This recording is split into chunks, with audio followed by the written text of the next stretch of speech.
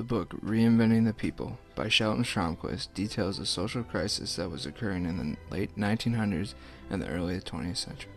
One response to this crisis became known as the progressive movement. Progressivism was fueled by the hardships that the working or producing people had to suffer to provide the products that American industry produced. Among other things, the progressive movement pressured local and federal government entities to provide legislation that would aid the producing class in their attempt to live the American dream. And in the case of the progressive movement, there's a deep and conflicted literature written by historians on the subject. And I mean, every generation, it seems, has tried to answer the question, what was the progressive movement? Who were the progressives? What were they about? What was their significance? Why did the progressive movement collapse? These sort of basic questions. And there have been just cycles of interpretation, sharp disagreements, sharp conflicts. So, I felt I had to kind of work my way through the debris, so to speak, of that historiography, of dense though it was. Once I did that, once I kind of got that sorted out as best I could, then it was a question of, well, what is it that I can contribute to this discussion? What new perspective am I bringing to the subject? And in that respect, I had to ask myself as a labor historian, as a historian of the working class, as a historian for whom class and class relations has always been a very important subject, what was its relevance to understanding this movement? How do the concerns that progressives were articulating in terms of a reform agenda, how did they deal with the issue of class and class relations? And so to some extent, I built on research that I had done on the working class in the 19th century. But then I had to go to the progressives themselves, and I had to read their published literature. I had to go to their personal papers. I had to read journals and newspapers. I had to go to government hearings and publications. So a pretty wide range of primary material beyond what the secondary material had dealt with. And that took me, as I say, that took me deeper into the subject and into nooks and crannies that I hadn't initially anticipated giving a lot of attention to. The progressive movement in the U.S. attempted to reshape class relations and address the social problems spawned by the industrialization that preceded this period of class conflict. During this period, some segments of the middle class recognized the social problems that were present in urban areas and across the American industry. They attempted to address these problems as to harmonize relations between classes without disadvantaging so many. It was called the U.S. Commission on Industrial Relations. And it was a typical presidential commission, some public members, some employer members, and some labor members, as was typical in this area. And I had never really looked closely at the records of the commission itself, let alone the published hearings, or of the papers of some of the key people who were involved.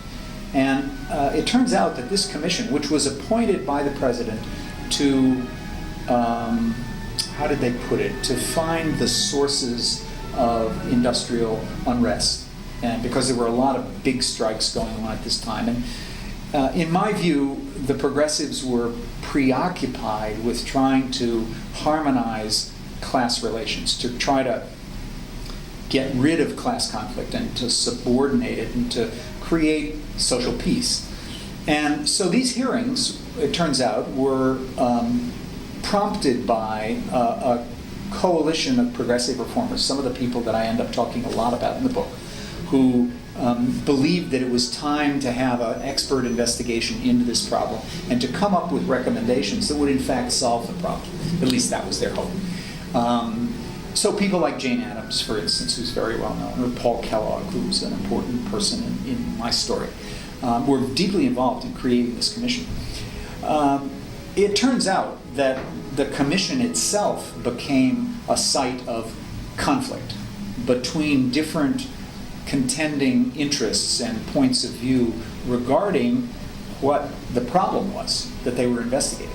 And the person who was head of this commission was a man named Frank Walsh from Kansas City. He was a lawyer who was very close to the Democratic Party and therefore attractive to Woodrow Wilson as a chairman, but who's had a kind of lifelong identification with the poor and with the working class, and came from fairly poor circumstances himself. Well, Walsh went on to chair this commission, and then eventually was head of the War Labor Board under Wilson during World War I. But Walsh was a very polarizing figure, and Walsh had fundamental disagreements with these reformers. Because Walsh believed that the problem wasn't just creating social harmony, but it was rebalancing the equation in terms of power between labor and capital. And he thought that the only way to labor peace was through the empowerment of labor, that is, giving labor the right to defend itself through collective bargaining and to kind of rebalance the table, so to speak. Beginning with Jane Addams and Florence Kelley, settlement houses took on the task of informing and educating not only poor workers, but the politicians and government leaders. They pointed out that depriving these people of so much would end up with violent conflict, and that these people would not stand for it. This proved to be true in numerous areas of the country, beginning with the Pullman strike in 1894 in Illinois, the streetcar strikes in Cleveland and Philadelphia in 1899, or the Colorado labor wars of 1914. These events occurred because workers were not getting the basic economic rights and were not able to progress in society. The submerged classes began to assert their own voice in American society, and the progressive movement was a catalyst that pressured social and political leaders to address their problems. One of the controversies among historians who looked at this period and the progressive movement has been, is this really a movement? Or is it just a kind of a diverse array of individuals seeking various and sundry kinds of reforms, but never really coalescing as what we would call a movement in the way that we might talk about, for instance, the civil rights movement? There's not much dispute, I think, among historians that the civil rights movement was a movement. So what is it that makes it a movement? And one of the projects in the book was to try to answer that question, and I answered it affirmatively. I said, yeah, I think it meets the test of being a movement. These are folks who saw themselves as being commonly allied around a set of concerns, who interacted a lot, whose reform efforts ultimately took a kind of more or less common political form in the Progressive Party itself in 1912. Not all progressives belonged to the Progressive Party, but it was a very integral formation politically that embraced a lot of reformers. So that was one of the questions, and I think it's illuminating somewhat about the nature of social movements and how they're constituted and what makes them effective or ineffective. But in a larger sense, the argument that I was making in the book is that what really held these folks together was this concern about class conflict and class division. And many of them had grown up and come of age socially and politically in the late 19th century, which is universally recognized as a period of extreme class conflict, probably the greatest period of class conflict in the United States history. This movement that was supported by intellectuals and knowledgeable social and political leaders sought to create class cooperation and understanding. The fight for better living conditions was an issue because the urban areas of the country became overcrowded with labor workers that were trying to earn a living wage.